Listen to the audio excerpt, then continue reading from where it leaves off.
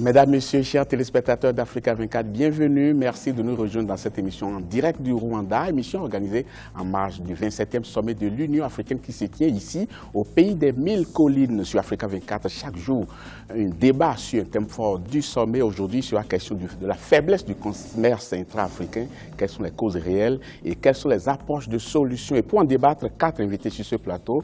D'abord, M. Teddy Kaberuka, il est économiste, il vient du Rwanda. Merci. Merci. Également avec nous, M. René Nguetia Kwasi, il est directeur des affaires économiques à l'Union africaine. Merci, M. Nguetia. Merci. Également avec nous, M. Jean-Marie Ewouzou, il est représentant de l'Union africaine à Genève. Merci, M. Ewouzou. Merci beaucoup. Également avec nous, Mme Mahawa Wheeler-Kaba, elle est directrice du genre au niveau genre et développement au niveau de l'Union africaine. Merci, Mme Kaba. Ils sont présents dans cette émission, mais ils ne sont pas présents sur ce plateau. C'est bien entendu vous, chers téléspectateurs. Vous pouvez participer à cette émission en nous envoyant pas mal de réactions, en nous donnant vos points de vue et en posant même des questions à nos invités sur ce plateau. Et pour le faire, ce ne sera pas des canaux qui s'affichent au bas de votre écran. D'abord, l'adresse ua2016@africa24tv.com, ua2016@africa24tv.com. Et pour les gens qui sont amoureux des réseaux sociaux, hashtag Africa24 pour entrer dans le vif du sujet. Nous allons suivre un élément d'illustration, un sujet signé la rédaction d'Africa 24. L'Afrique est un continent qui ne pèse pas dans le commerce international. Le commerce intra-africain est également réduit parce que la plupart des économies sont tournées vers l'exportation des matières premières hors du continent. Selon la Banque mondiale, le commerce intra-africain ne représente que 12% du commerce total de l'Afrique, contre 40% en Amérique du Nord et 60% en Europe. Pour l'Union africaine, l'augmentation du commerce intra-africain passe par la création des marchés communs et l'élimination des barrières tarifaires et non tarifaires entre les États. Cela pourrait porter le commerce interrégional à 52% d'ici 2063. Pour les spécialistes, cela requiert une réelle volonté politique pour passer aux actes. Les pays africains n'ont pas évolué pour la simple raison que nous n'accompagnons pas notre politique des moyens efficaces qu'il faut. Alors, l'intégration sur papier, c'est une chose. Mais l'intégration, surtout l'intégration commerciale, c'en est une autre. Aujourd'hui, lorsque vous parlez du commerce interpays, il y a plusieurs facteurs qui entrent en ligne de compte. Avant de commercer entre eux, les pays africains doivent mettre leurs économies sur les rails de l'émergence en s'inspirant de l'organisation industrielle des pays déjà émergents. L'accent doit être mis sur l'épargne intérieure pour financer les investissements. Les pays émergents ont mis l'accent notamment sur le commerce intra-régional également pour avoir un marché plus important. Et un autre aspect, c'est l'innovation. L'investissement dans la recherche et développement pour assurer l'innovation dans les procédés, l'innovation dans les systèmes de production. Donc, les pays africains, pour aller à l'émergence, doivent comprendre qu'on ne peut pas y aller sans mettre l'accent sur la qualité des institutions. Les pays africains appartiennent quasiment tous à des organisations d'intégration régionale qui devraient leur permettre d'intensifier leurs échanges. En Afrique de l'Ouest, l'UEMOA, Union économique et monétaire ouest-africaine, et la CEDEAO, Communauté économique des États de l'Afrique de l'Ouest, peuvent servir de tremplin pour booster le commerce régional. Cela nécessite la mise en place d'infrastructures, notamment de transport. Les exportations dans la sous-région se font par voie routière. Si les routes ne sont pas de bonne qualité, l'exportateur ou l'entrepreneur économique qui veut partir d'Abidjan à Ouaga par exemple va passer plus de temps, ça va engendrer des coûts additionnels et ça va plus en plus décourager la multiplication des flux commerciaux entre la Côte d'Ivoire et le Burkina Faso par exemple. Donc des routes de meilleure qualité, notamment si nous prolongeons l'autoroute comme de présenté dans l'exposé, Yamoussoukro jusqu'à la frontière Burkina Faso, ça va réduire le temps mis sur la distance et ça va encourager davantage à faire plus de flux à travers ces différents canaux de commerce. Les États africains doivent exploiter leurs atouts naturels ou leurs avantages sectoriels pour accroître les échanges entre eux. Leur commerce extérieur est tourné vers l'exportation à destination des autres continents, mais il existe une marge de manœuvre. Dans le contexte actuel, elles n'ont pas d'autre choix et c'est ce qu'elles devraient déjà faire. Même s'il apparaît que beaucoup de pays vendent à l'extérieur les mêmes produits, il y a toujours des différences entre ce que les différents pays produisent et en se mettant ensemble, ces pays pourraient bénéficier des économies d'échelle. La BAD, Banque africaine de développement, a identifié 5 axes prioritaires pour le développement des pays du continent. L'électrification et l'agriculture vont bénéficier de programmes majeurs, mais l'ouverture des pays africains est tout aussi importante. La BAD a élaboré un index des visas sur le degré d'ouverture des pays africains avec pour objectif la suppression des visas d'entrée en 2018 afin de favoriser les investissements et la mobilité de compétences africaines. 55% of Africans need visas to travel to other African countries. Only 20% of African countries are open to mobility. 55% des pays africains ont besoin de visas pour se rendre dans un autre pays africain. Seulement 22% des pays africains sont ouverts à la mobilité et accordent des visas à l'arrivée à l'aéroport. Ce qui est crucial, c'est de voir l'impact positif sur les pays qui se sont ouverts.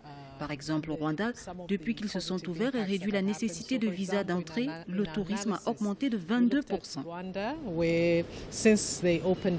Their visa regime, 22%, they've seen an increase of 22% in tourism. Compter sur ses ressources propres pour accroître le commerce intra-africain et assurer le développement économique demande une mutualisation des moyens. Au plan monétaire, une monnaie commune de la CEDEAO est préconisée à l'horizon 2020 pour faciliter les échanges et réduire les pertes liées au risque de change. Les pays de l'UMOA disposent déjà d'une monnaie commune, le franc CFA. L'atteinte de cet objectif et sa duplication dans les autres organisations sous-régionales d'intégration du continent mettrait définitivement en orbite le commerce intra-africain au bénéfice des populations, comme le préconise l'Union africaine dans son agenda 2063. Un sujet de la rédaction d'Africa 24. Monsieur Eouzou, les statistiques sont formelles. Plus de 80% des exportations africaines partent à l'étranger, principalement vers l'Union européenne, la Chine et les États-Unis. Comment est-ce que ces chiffres sonnent à votre niveau? Ces chiffres reflètent la réalité. On parle de taux de croissance, mais c'est des taux qui sont tirés à partir de la vente des produits, des matières premières. En fait, ce ne sont pas des investissements créateurs d'emplois, ce ne sont pas des investissements qui créent ces taux de croissance. Il faudrait, honnêtement, revoir notre commerce. Les matières premières qui sont vendues provoquent la pauvreté et aggravent la pauvreté sur le continent. Disons-nous la vérité. Lorsque vous vendez du pétrole brut, par exemple, et que le pétrole lampant que les populations rurales doivent utiliser sont importés et que des pays producteurs de pétrole manquent parfois de carburant pour faire tourner les machines normales, locales, c'est dangereux ça. C'est ça le vrai problème. On vend nos matières premières. Les statistiques sont très claires et nettes, malheureusement, et on parle de taux de croissance très élevés. Il faudrait qu'on revoie vraiment la nomenclature de notre commerce. Il faudrait qu'on donne une valeur ajoutée à nos matières premières sur le continent. Ça permettra de créer de l'emploi. Il faut des investissements productifs sur le continent à partir de nos matières premières. Lorsque on parle, par exemple, de grands industriels, quels sont les industriels en Afrique? Et pourtant, il y a une circulation monétaire immense sur le continent. Mais c'est des revendeurs de produits finis qui ne sont pas fabriqués sur le continent. La matière première va ailleurs. Le produit fini est acheté par nos grands commerçants. Ce ne sont que des commerçants, c'est-à-dire des revendeurs de produits finis, pas plus. Et ça s'enrichit sur le dos des populations. Voilà la situation que nous vivons. Madame Wheeler-Kaba, comment se fait-il que ça fait très longtemps qu'on a identifié cette faiblesse du commerce intra-africain et pourtant on en est encore au chiffre de 80% du commerce qui va vers l'étranger? Le commerce africain, en fait, évolue de plusieurs façons. Et malheureusement, comme nous le savons, il y a vraiment lieu de renforcer le commerce interafricain et qui donnera également des revenus dont nous ne disposons pas pour le moment et qui donnera, comme on le dit, une impulsion au commerce en général sur le continent. Tous les efforts sont en cours dans ce sens. D'ailleurs, il y a beaucoup d'initiatives qui visent à augmenter le taux de commerce, mais on en discutera tout à l'heure sur les moyens qu'il faut en vue d'arriver à ce point-là. Voilà. Alors, M. Kaberuka, est-ce que vous estimez qu'il y a une vraie prise de conscience aujourd'hui? Parce que c'est vrai qu'on en parle beaucoup, mais est-ce que c'est une vraie prise de conscience pour inverser la norme, ou bien on se complaît juste à dire, oh oui, bon, c'est 80% qui vont à l'étranger, mais pourquoi on n'arrive pas à inverser la tendance selon vous? Ça, c'est une bonne question parce que quand on fait référence à toutes les discussions, je me rappelle la 18e session de l'Union africaine avait discuté sur ça. Nous sommes au 27e sommet. Voilà. Il y a plus de 3 ans que le même sujet revient sur la table. Et on se demande qu'est-ce qu'il faut pour faire un autre pas, aller au-delà des discussions. Il y a des problèmes sérieux d'investissement, mais aussi d'autres pas. Il y a d'autres problèmes qu'on peut résoudre sans investissement. Ici, je fais par exemple allusion au plan commun de développement du commerce en Afrique. Pour être honnête, il n'y a pas vraiment un plan commun d'Afrique. Ici, je fais allusion, par exemple, à l'élimination des droits de douane, toutes les barrières qui limitent le commerce entre pays. Il n'y a pas, on ne voit pas ça. Donc, si on fait face au grand problème d'investissement, mais aussi on fait face à un grand problème de gouvernance et de prise de conscience pour déclencher le commerce intra-africain. Pour un souci de structuration de cette émission, nous allons d'abord faire l'état des lieux, ensuite nous allons chercher les causes réelles pour finir par les approches de solutions. Monsieur Nguetia, est-ce qu'il y a d'autres régions qui sont plus en avance que d'autres en termes de commerce intra-africain? Je veux parler de l'Afrique. Est-ce qu'il y a d'autres sous-régions, j'allais dire? Bon, mais d'après les statistiques qui sont à notre disposition, je crois qu'en matière de commerce intra-régional, je crois que la SADC fait mieux. Et ensuite la CEDEAO, mais la région qui est plus en retard en la matière, c'est l'Afrique centrale, dont les statistiques tournent autour de... Décidément pour l'Afrique centrale, parce qu'on avait trouvé 5%. Un bloc accusateur en termes d'abord d'intégration. Bon, mais vous voyez, les problèmes sont clairs. Je crois que le film que vous avez présenté est assez significatif au niveau, n'est-ce pas, de... Parce que, bon, le film fait référence aux infrastructures. L'Afrique connaît une pauvreté énorme d'infrastructures.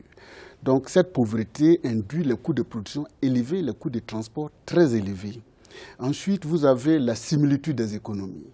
La Côte d'Ivoire, quand vous prenez le contenu économique, la Côte d'Ivoire, le Ghana, les pays qui nous entourent, on produit presque les mêmes choses. Et troisième difficulté, c'est la sous-industrialisation du continent. Le continent africain n'est pas du tout industrialisé, ce qui fait que nous participons, notre participation à la chaîne de valeur mondiale est très, très, très faible. Ensuite, vous avez les barrières tarifaires et non tarifaires.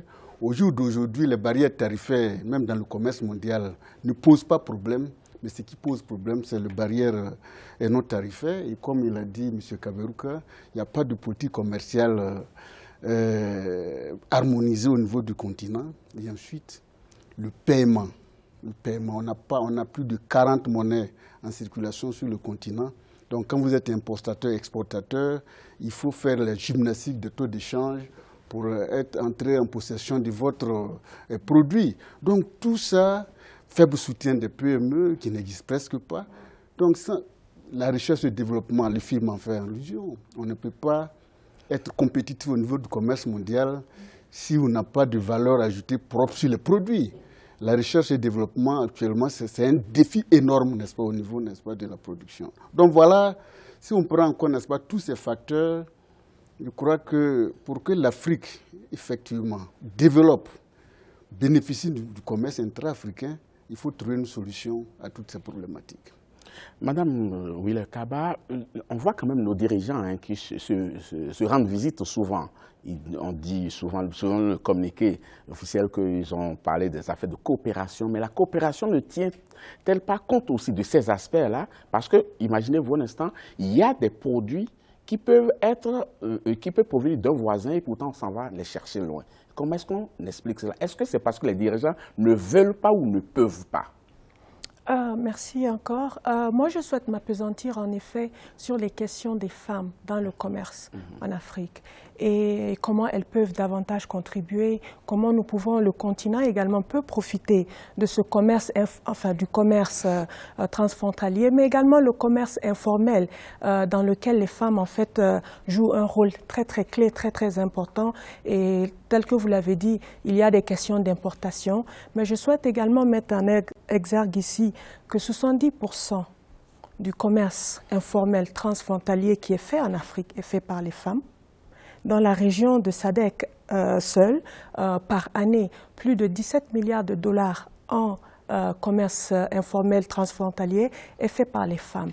Il y a la volonté de les accompagner, mais nous savons que en vue de pouvoir en fait tirer davantage de leur position qui est stratégique mais malheureusement méconnue et très peu accompagnée, il y a énormément à faire. Et cela inclut, comme vous l'avez dit, cette prise en compte par les leaders, par les décideurs politiques, de mettre en place les mesures d'accompagnement spécifiques aux besoins des femmes. Et parfois, c'est juste qu'elles aient même accès à une carte d'identité parfois, ou qu'elles puissent traverser les frontières de manière assez libre, ou qu'elles aient accès à l'information, qu'elles aient l'éducation nécessaire, la connaissance nécessaire, afin de pouvoir comprendre les mesures douanières de part et d'autre dans nos pays. Monsieur, certains observateurs n'hésitent pas à balayer du revers de la main les chiffres qui sont avancés, passés, estimant que ces chiffres ne tiennent pas compte de l'informel, comme l'a dit madame tout à l'heure, ne tiennent pas compte de l'informel. Est-ce que quand on va ajouter ce commerce informel-là, les chiffres ne seraient pas mieux? Les chiffres seront toujours les mêmes. Parce que le commerce informel aujourd'hui, c'est vrai, occupe beaucoup d'acteurs économiques sur le continent, et surtout les femmes. Ça, c'est vrai. Mais c'est quel produit? Qu'est-ce qui est fabriqué dans une usine africaine et redistribué sur le marché africain? C'est des produits finis. C'est des produits finis ou bien des denrées alimentaires, tout simplement. Voilà tout ce qui concerne... On devrait inclure cela aussi, non? Même si c'est des denrées alimentaires, c'est des produits africains quand même. Tout à fait, tout à fait. On devrait inclure.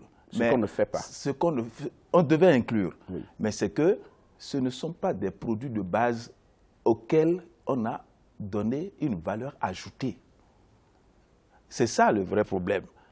En agroalimentaire, donnez-moi une grosse usine africaine qui fait référence sur le continent. C'est un peu difficile à déchiffrer.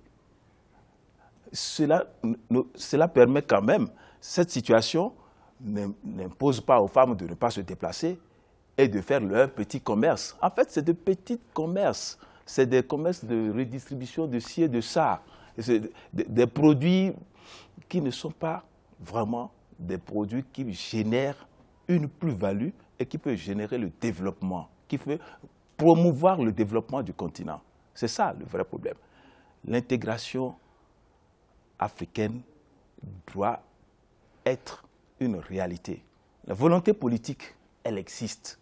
Cette volonté politique existe. Les chefs d'État ont pris plusieurs décisions. Dans ce cadre-là, on a lancé la zone de libre-échange continentale, mais nous attendons. Il faut que des investisseurs puissent venir investir sur le continent.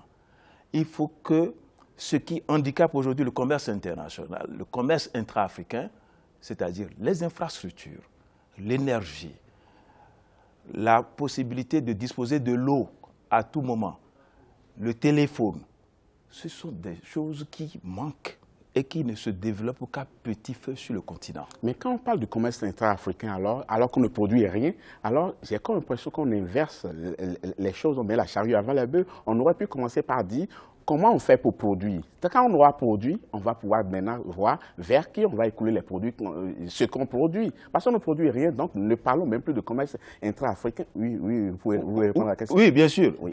Écoutez, non, c'est pas, on ne produit, on n'a pas le choix. Le commerce existe depuis que le monde existe.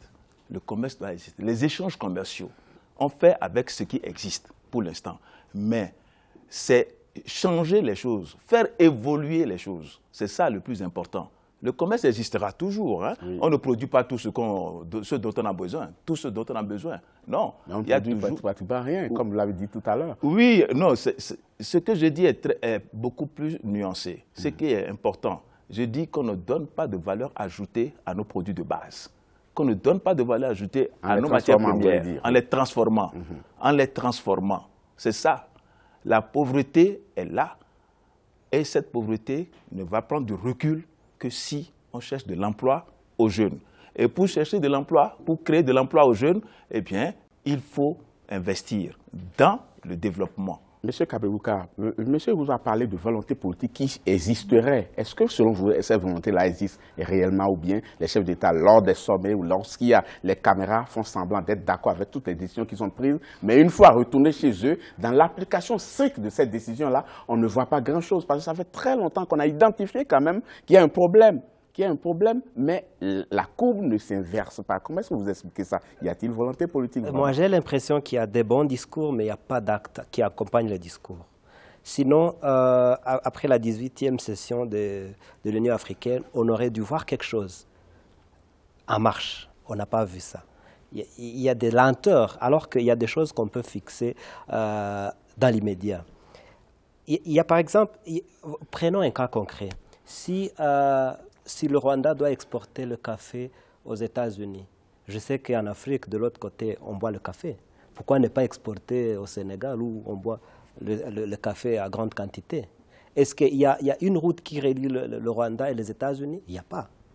Donc, quelque part, il y a toujours des bonnes raisons de ne pas travailler. Donc la question infrastructurelle qu'on pose n'est pas une question... Non, il n'y a pas de route entre le Rwanda et l'Europe. Il n'y a pas de route entre l'Afrique et la Chine. Et pourtant, le café rwandais, il n'y a pas que ça. Il n'y a pas que ça.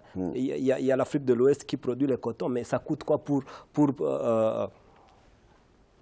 transformer le coton jusqu'à avoir une jaquette comme celle-ci? Ça ne demande rien. On a plus que ça. Nous connaissons que les banques occidentales, la plupart de nos Africains qui ont des gros moyens, ils ont leur argent là-bas. Mais pourquoi ils n'investissent pas? Pourquoi il n'y a pas d'investissement?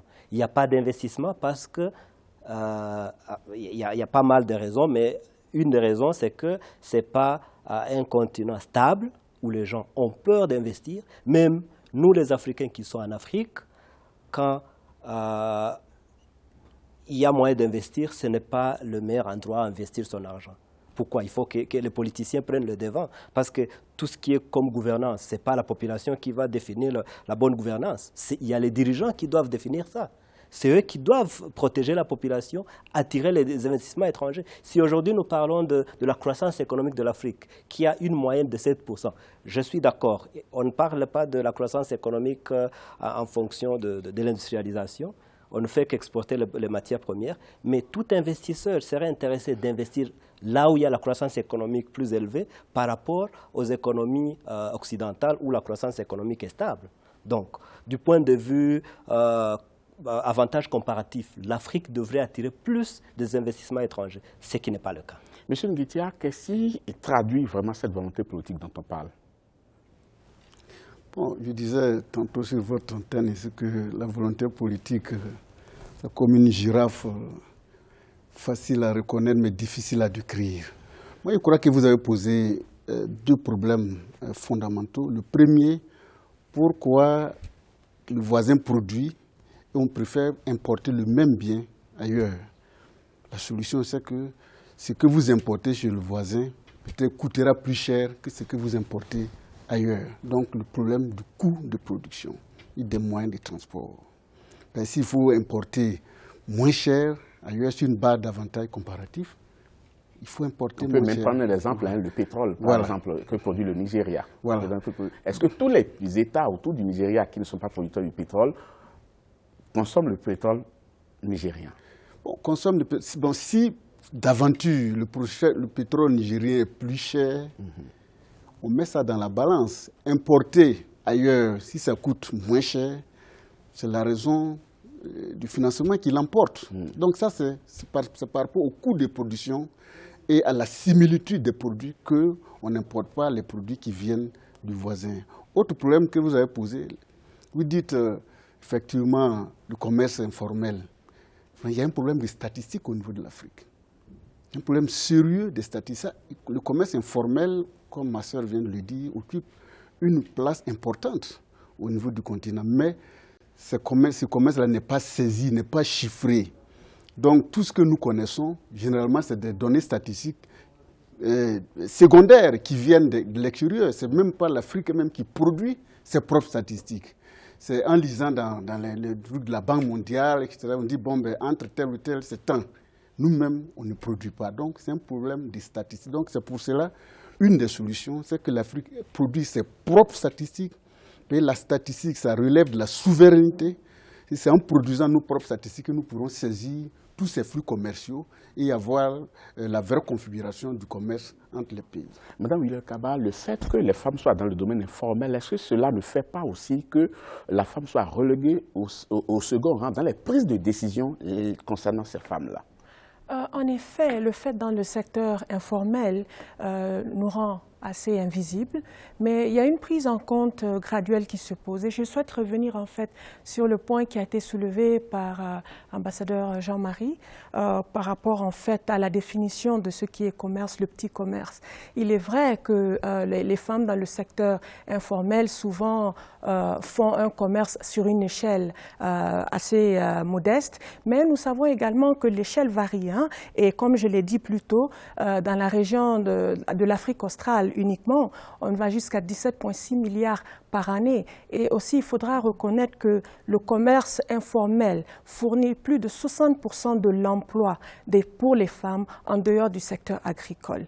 Et donc, il y a en fait un besoin, comme Dr Kwasi l'a dit, de statistiques, d'avoir les informations qu'il faut, mais tout en reconnaissant que le gros du commerce qui se fait sur le continent, pas l'exportation, mais le gros du commerce qui se fait sous le continent, c'est en effet ce qu'on appelle ce petit commerce, ce commerce informel, et grâce auquel les familles, il y a l'emploi qui est créé, il y a les aliments, la nourriture de base qui circulent, et également, mais comme on l'a dit, il faut que ce soit accompagné. Le fait de dire qu'il n'y a pas de valeur ajoutée, ça c'est un autre problème, c'est un problème réel dont nous devons tenir compte, mais en même temps, par rapport au commerce qui existe déjà, qu'est-ce que nous sommes en train de faire afin de rehausser le niveau, afin de rajouter, comme il l'a dit, de la plus-value à ce commerce lui-même, à simplifier aux personnes qui sont engagées dans ce commerce le travail qu'ils sont déjà en train de faire. Quelle est la solution à la faiblesse du commerce intra-africain? Nous posons aujourd'hui le problème ici sur ce plateau avec nos invités. Mais avant de poursuivre, nous allons marquer une pause, chers téléspectateurs, le temps de faire un clin d'œil à nos annonceurs.